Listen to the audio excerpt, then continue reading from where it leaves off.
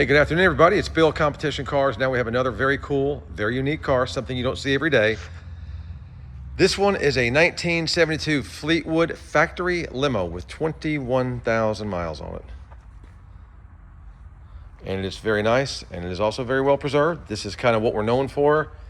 Not 10-point cars, not #1 show cars, but very nice original cars that we kind of just touch, detail, try to refurbish things back to their original luster, but just nice cars that are nicely preserved. There's your cow tag. You can decipher that, what all that means in there.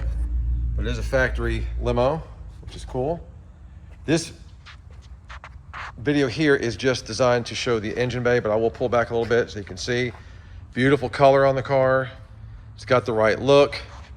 They spent $4,000 correcting the air conditioning on this car, front and rear air. This thing blows ice cubes. It's amazing, which you don't always get that in an old classic car. Straight body. It looks to be original paint to me from what I can tell. I don't see any evidence of paint work.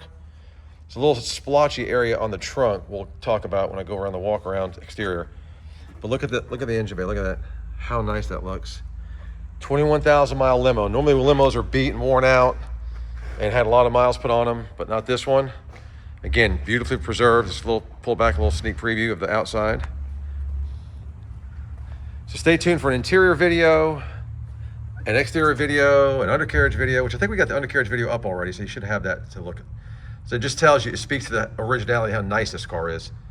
So check it out. This will be on Bring a Trailer very soon. We expect it to do a record-setting number, not only because of the year, but because of the originality, because of the low miles, and because of what it is, a Fleetwood factory limo. Not something you see every day. Have a great day, guys. Any questions, put them in the comment section.